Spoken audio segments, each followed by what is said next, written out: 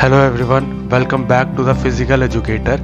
आज हम class 11th का चैप्टर 5th करने वाले हैं जिसका नाम है योगा।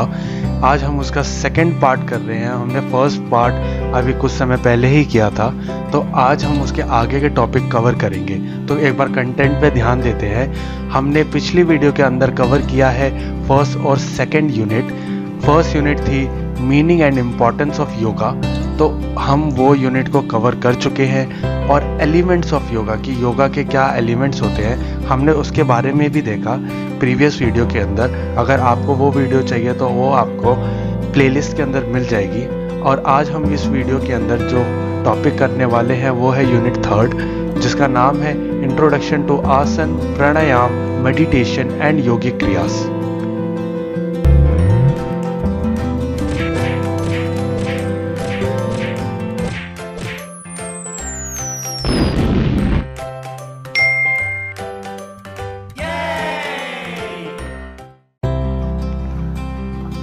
तो स्टार्ट करते हैं सबसे पहले थर्ड पार्ट जिसका नाम है इंट्रोडक्शन टू आसन, प्राणायाम, मेडिटेशन एंड योगिक क्रियास।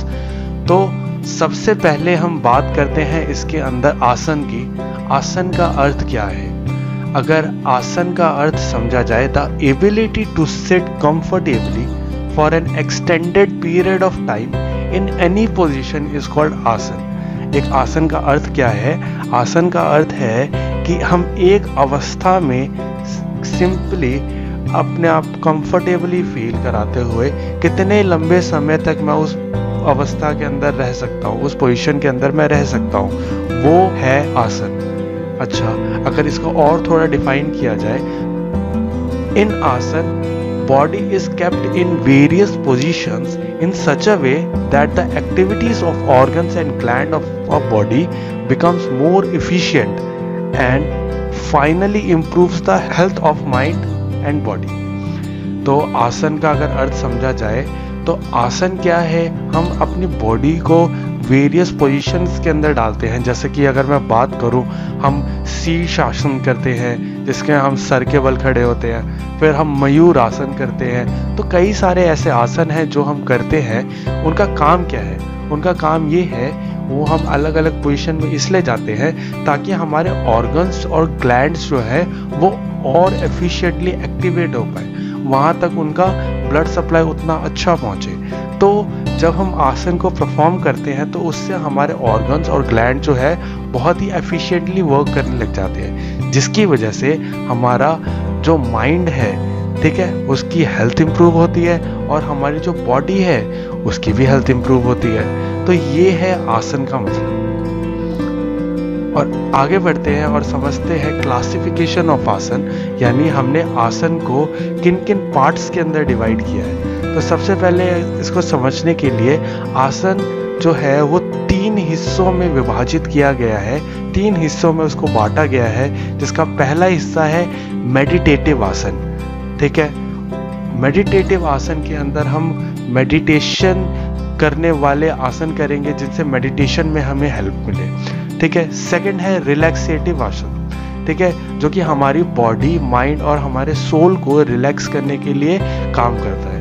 थर्ड है इसके अंदर cultural and corrective asanas. Cultural और करेक्टिव आसन्स क्या होते हैं? हमारे बॉडी की में जो करेक्शंस आने की ज़रूरत है, तो वो करेक्शन हमारे बॉडी पोस्चर को लेके या हमारे इंटरनल ऑर्गन्स को लेके जो भी उनमें दिक्कतें हुई है उनको ठीक करना, तो वो आसन के थ्रू जिस प्रकार से होगा उसको कल्चरल और करेक्टिव आसन्स के अंदर डाला जाता है, ठीक है। अब इसको थोड़ा थॉरोली पढ़ते हैं। तो सबसे पहले बात करते हैं हम मेडिटेटिव आसन्स की। तो जो मेडिटेटिव आसन होते हैं, these asanas enhances meditation power of an individual.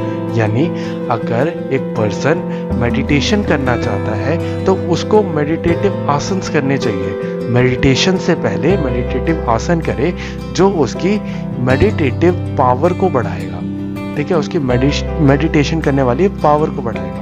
इसके अंदर हम कौन से आसन कर सकते हैं? तो उसके एग्जाम्पल है पद्मासन और दूसरा है वीर आसन। अगर ये दोनों आसन के किया जाए तो हमारी मेडिटेटिव पावर, मेडिटेशन की पावर जो होती है वो बहुत ज़्यादा बढ़ जाती है, ठीक है, जिससे हम अब मेडिटेशन जो करेंगे वो उतना ही एफिशिएंटली कर पाएंगे।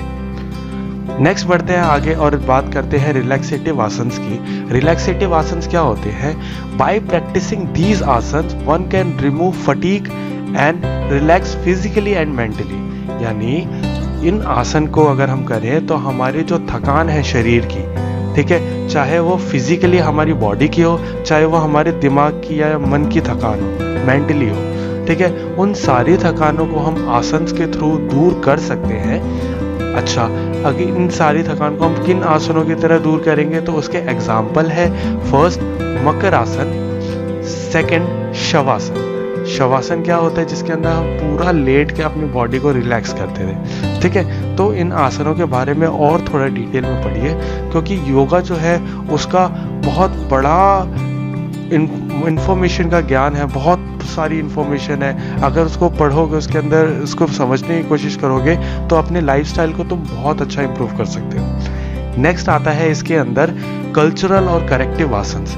कल्चरल और करेक्टिव आसन्स क्या होते हैं? ये वो आसन है जो कि रेगुलेट करते हैं हमारी एक्टिविटीज़ को और सिस्टमाइज करते हैं हमारी अलग अलग एक्टिविटीज़ को, ताकि हमारी बॉडी को एनर्जी प्रोवाइड हो अच्छी तरीके से, ठीक है। तो जो ये रेगुलेटरी मैकेनिज्म, जो सिस्टमाइज करने का जो मैकेनिज्म है, ये सारा जब काम किया जाता है तो ये करेक्टिव आसन्स के अंदर किया जाता है। इसके अंदर हमारी बॉडी का सर्कुलेशन अच्छा होगा, उनको करेक्ट किया जाएगा, हमारी बॉडी का प्रॉपर फॉर्म, उसका फिजिक ठीक किया जाएगा, ठीक है, उसका पोस्चर ठीक किया जाएगा। अब ये सारी चीज़ें कैसे होगी? तो उसके लिए हमें करना पड़ेगा हलासन, और दूसरा हम कर सकते हैं चक्र आसन, और कर सकते हैं इसके अलावा मयूर आसन, ठीक है। तो ये सारे कुछ आसन हैं जो कि बहुत ज़्यादा इफ़ेक्टिव है हमारे बॉडी पोस्चर्स को ठीक करने में, हमें एक अच्छा कोर स्ट्रेंथ देने में, और हमारी पूरी बॉडी की फिजिक को ठीक करने में, ठीक है। चलिए आगे बढ़ते हैं और बात करते हैं अब सेकंड पार्ट की, जिसके अंदर है प्राणायाम, ठीक है। प्राणायाम क्या होता है, उसका क्या अर्थ है? तो अगर प्राणायाम का मतलब समझा जाए तो मैं इसको वर्ड को दो हिस्सों के अंदर बांट देता हूँ। पहला वर्ड है प्राणा, यानी हिंदी इंग्लिश में एक ना एक्स्ट्रा ए लगा देते हैं हिंदी वर्ड्स के आगे, असली में इसका हिंदी वर्ड जो है वो है प्राण, और दूसरा जो वर्ड है उसका नाम है आयाम, ठीक है। तो प्राण का अर्थ क्या होता है? लाइफ फोर्स, जो हमारे अंदर जीवन है, ठीक है, वो है हमारे प्राण। और जो आयाम है उस शब्द का अर्थ है कंट्रोल, कि हम कैसा कंट्रोल करते हैं अपनी बॉडी के ऊपर। तो प्राणायाम, अगर मैं इन दोनों वर्ड्स को जोड़ूं, प्राण और आयाम, यानी हमारा जो जीवन है, जो हमारा जीवन का एग्जिस्टेंस है, और उसके ऊपर का कंट्रोल। तो अगर इसको जोड़ के मतलब बनाया जाए तो प्राणायाम का मतलब क्या है? प्राणायाम का मतलब निकलता है द कंट्रोल और रेगुलेशन ऑफ प्राण, ठीक है। हम अपने प्राणों को कैसे कंट्रोल करते हैं और कैसे उसका रेगुलेशन करते हैं, तो वही प्राणायाम है, ठीक है। अच्छा, आगे बढ़ते हैं और समझते हैं और थोड़ा डीप में प्राणायाम के बारे में। प्राणायाम को तीन हिस्सों में बांट सकते हैं। एक का नाम है पूरक, सेकंड है रेचक, थर्ड है कुंभक, ठीक है। पूरक का मतलब क्या है? इनहेलेशन। इनहेलेशन यानी हम कैसे जो सांस अंदर खींचते हैं, अंदर अपने शरीर के अंदर सांस डालना, दैट इज पूरक, ठीक है। रेचक का मतलब है एक्सेलेशन, कि हम जब सांस को बाहर छोड़ते हैं अपने शरीर से, दैट इज एक्सेल करना, अपनी सांस को बाहर छोड़ना, ठीक है। और कुंभक का मतलब है रिटेनिंग ब्रीदिंग, ठीक है, यानी हम अपनी सांस को जो रोक के रखते हैं अपने अंदर, तो वो है कुंभक। तो प्राणायाम के अंदर ये तीनों एक्टिविटीज बहुत ज़्यादा करी जाती है। जिस फर्स्ट होता है इनहेल करना। अगर आपने भी बाबा रामदेव को और बड़े बड़े योग गुरुओं को देखा होगा योगा सिखाते हुए, तो जब वो भी प्राणायाम करते हैं तो वो क्या करते हैं, एक बहुत ज़ोर से सांस अंदर खींचते हैं और रोकते हैं, रिटेन करते हैं उस ब्रीदिंग को, और फिर आखिरी में सांस को बाहर छोड़ते हैं। तो ये इनहेलेशन और एक्सेलेशन और रिटेंशन ऑफ ब्रीदिंग, ये सारी चीज़ें मिला के प्राणायाम बनती है, ठीक है। इसके अंदर पूरक, रेचक और कुंभक तीनों शब्द हैं, ठीक है। इनहेलेशन, एक्सेलेशन और रिटेन ब्रीदिंग, ठीक है। हमें रिटेन भी करनी है, इनहेल करना है, एक्सेल करना है। इससे हमारी कार्डियोवास्कुलर सिस्टम, हमारा पूरा कार्डियोवास्कुलर सिस्टम, हमारा हार्ट, हमारे लंग्स बहुत ही अच्छे इफेक्टिवली फंक्शन करना स्टार्ट कर देते हैं। चलिए अब आगे बढ़ते हैं और बात करते हैं मेडिटेशन की। ठीक है, मेडिटेशन क्या होता है? मेडिटेशन का अगर अर्थ समझा जाए तो द कंसंट्रेशन ऑफ माइंड और an impulse without an diverge is called ध्यान। तो मेडिटेशन को हिंदी में ध्यान बोला जाता है। ध्यान का अर्थ क्या है? मैं अपने दिमाग को इस तरह से केंद्रित करूं कि मुझे किसी भी डाइवर्जन से कोई फर्क ना पड़े, तो ही मैं ध्यान लगा रहा हूँ। मैं बोला अपनी पढ़ाई पे इतना फोकस कर रहा हूँ कि आसपास जो क्या हो रहा है मुझे उसका कोई फर्क नहीं पता चल रहा। मैं बोला अगर मैं गेम खेल रहा हूँ कोई फ़ोन के अंदर या लैपटॉप के अंदर, तो मैं इतना फोकस कर रहा हूँ कि मुझे कुछ फ़र्क नहीं पता चल रहा कि सामने से कौन निकल के चला गया, कौन मुझे बुला रहा था, क्या कर रहा था, सब मेरे ध्यान से निकल गया। तो ध्यान क्या है? ध्यान वही है, कंसंट्रेशन ऑफ माइंड, कि तुम एक चीज़ के ऊपर कितना फोकस करते हो।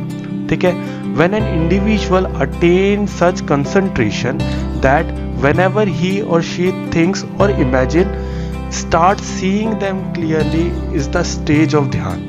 अच्छा, अगर मैं बोलूँ ध्यान की स्टेज, ध्यान की पीढ़ी वो क्या है, तो अगर ध्यान में अगर तुम्हें आगे बढ़ना है तो मेन यही चीज़ है कि तुम अपनी सोच को, अपनी इमेजिनेशन को, उसको इतना बढ़ा दो कि जब तुम जो इस चीज़ के बारे में सोच रहे हो ना, वो तुम्हारी आंख बंद करोगे तो वो आंखों के सामने आ जाएगा। ठीक है, हमारी कंसंट्रेशन पावर इतनी बढ़ गई है कि हम आंख बंद करके भी उसकी इमेज फॉर्म कर लेते हैं अपने माइंड के अंदर।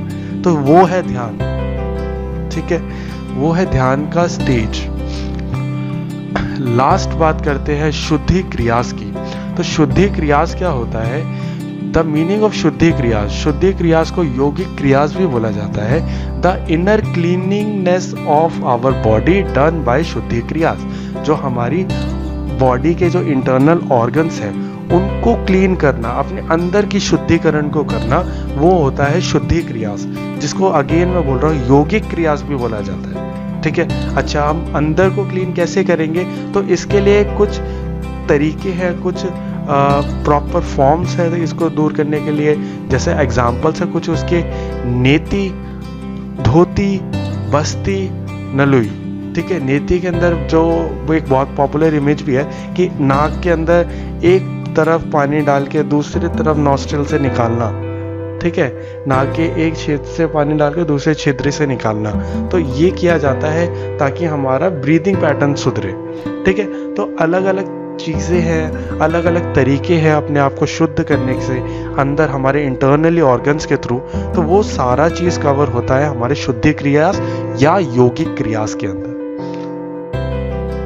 बस अब इतना ही। नेक्स्ट वीडियो जो होगा वो होगा इसका पार्ट 3। ठीक है, तो सब्सक्राइब करिए प्लीज़ हमारे चैनल को और जुड़े रहिए हमारे साथ।